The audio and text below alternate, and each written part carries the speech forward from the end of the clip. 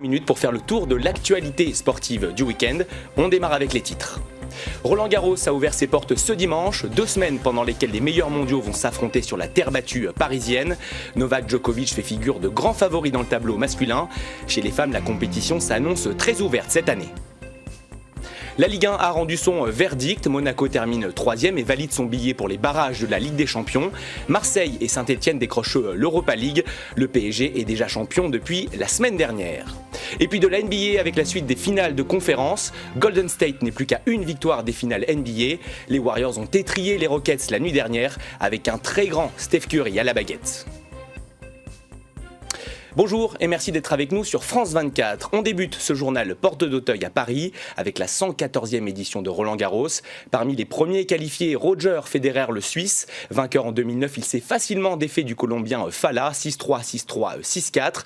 Son compatriote Stanislas Wawrinka a lui aussi passé le premier tour en battant le Turc Ilan. Qualification également pour Kei Nishikori qui s'est débarrassé de Paul-Henri Mathieu, le Français, qui bénéficiait d'une wildcard cette année. Du côté des Français justement, Jo-Wilfried Tsonga s'est qualifié aux dépens du Suédois Lindell, 6-1, 6-2, 6-2 en seulement 1h30 pour le Manceau. A noter également la victoire de Nicolas Mahut, d'Ernest Gulbis ou encore de Philippe Kohlschreiber. Vous découvrez les principaux résultats de ce dimanche à l'antenne. Les entrées en lice de Rafael Nadal et de Novak Djokovic sont-elles prévues pour mardi ? Chez les femmes, les favoris ont tenu leur rang ce dimanche. Simona Halep, la Roumaine, tête de série numéro 3 et finaliste l'an dernier, s'impose en 2-7 face à la Russe Rodina. Le score 7-5, 6-4. L'Italienne Flavia Pennetta passe également en écartant la Polonaise Linette. Une victoire accrochée en 3-7, 6-3, 5-7 et 6-2 dans la dernière manche. Anna Ivanovic s'est-elle difficilement débarrassée de la Kazakh Shedova. 4-6 dans le premier set avant que la Serbe ne se reprenne avec un 6-2, 6-0 pour conclure. Maria Sharapova et Venus Williams joueront leur premier tour ce lundi. Alors vous le savez, Roland Garros est évidemment le rendez-vous de l'année sur terre battue, pour les joueurs, mais pas seulement. Julien Benedetto. Des files d'attente aussi longues qu'un match sur terre battue. On se presse par milliers à l'ouverture du stade ce matin. Bonjour, bienvenue à Roland Garros, passez une bonne journée. Entre copains ou en famille. Ça se calme pas. Ah bah si. Ce tournoi a quelque chose de magique. On va avoir du tennis, du beau tennis quoi. Puis surtout une belle fête entre copains quoi. C'est toujours le même plaisir, toujours le même kiff, toujours la même ambiance, donc voilà, c'est génial, j'adore. On vient tous les ans et puis maintenant qu'on a un fils qui joue, c'est encore plus symbolique. Et le deuxième joue aussi. Quelques heures plus tôt, à la levée du jour, on s'active déjà dans les allées. Les cours sont bichonnés juste avant l'arrivée des joueurs. Et les ramasseurs de balles écoutent attentivement les dernières consignes.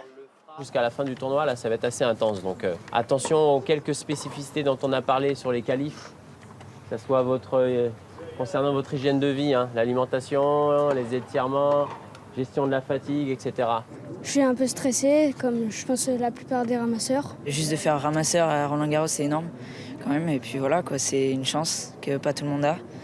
À quelques mètres de là, les boutiques sont approvisionnées en produits frais. 120 000 bouteilles d'eau ont été vendues l'an dernier. Une course contre la montre.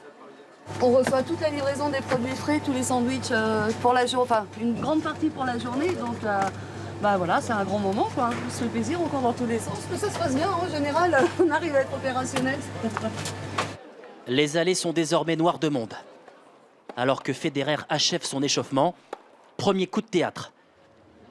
Yannick Noah apparaît sur un court annexe. Tout au long du tournoi, il va conseiller Lucas Pouille, 21 ans, 91e mondial, le nouveau grand espoir du tennis français. La Ligue 1 a donc rendu son verdict. Vous le savez, le champion et son dauphin étaient déjà connus. Restait à attribuer la dernière place qualificative pour la Ligue des Champions. Et c'est finalement Monaco qui décroche le précieux sésame. Les hommes de Leonardo Jardim s'imposent 1-0 sur la pelouse de Lorient grâce à un but de Yannick Ferreira Carrasco. La soirée a également été marquée par les festivités au Parc des Princes.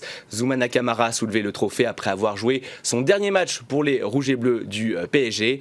Les Parisiens qui se sont imposés 3-2 2 contre Reims. Au classement général de ce championnat de France, le PSG est donc champion avec 83 points. Vous découvrez ce classement. Lyon est second et disputera la Ligue des Champions l'année prochaine. Monaco, troisième, devra lui passer par les barrages. Marseille et Saint-Etienne sont donc qualifiés pour la Ligue Europa. Bordeaux, en revanche, devra attendre une éventuelle victoire du PSG en finale de la Coupe de France pour espérer être européen la saison prochaine. Evian, Lens et Metz sont relégués. Ils seront remplacés par Troyes, le Gazélec Ajaccio et Angers. De l'autre côté de la Manche, on joue également la dernière journée de championnat. Vous découvrez le classement à l'issue de la saison. Chelsea est évidemment champion. Manchester City, Arsenal et United valident leur place en Ligue des Champions l'année prochaine. Tottenham et Liverpool joueront l'Europa League. À noter le dernier match de Steven Gerrard avec les Reds et une défaite 6-1 contre Stoke City. Le capitaine emblématique a sauvé l'honneur pour son équipe à la 70e minute, son dernier but en Angleterre. Un Zidane sacré champion d'Europe. Cette fois-ci, ce n'est pas Zinedine, mais bien Lucas, son fils. Il vient de remporter l'Euro avec l'équipe de France des moins de 17 ans. Lui est gardien, mais compte bien marcher dans les pas de son père. Regardez. 17 ans à peine et déjà champion d'Europe. Une fois encore, l'équipe de France triomphe avec un Zidane. Lucas Zidane, ici en jaune. Lui est gardien, né en 98, 2 mois avant le titre mondial de son papa. Tout au long de la compétition, il a multiplié les arrêts décisifs. Lucas a tout de son père, le talent et la voix. On travaille tous les jours pour arriver ici, pour gagner la coupe, pour gagner cette coupe. On est tous très contents. Nous, on a gagné, on est champion d'Europe, donc voilà, c'est juste ça. Content pour l'équipe et content de ce qu'on a fait, de ce qu'on a remporté.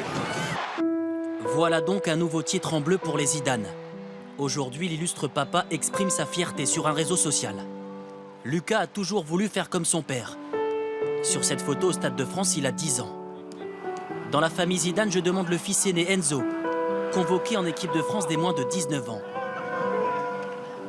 Zinedine, Enzo, Lucas, 3 destins en bleu. Et bientôt peut-être un 4e. Théo brille avec les moins de 12 ans du Real Madrid. Il a déjà l'aisance et l'élégance de son père, la promesse de perpétuer cette saga familiale.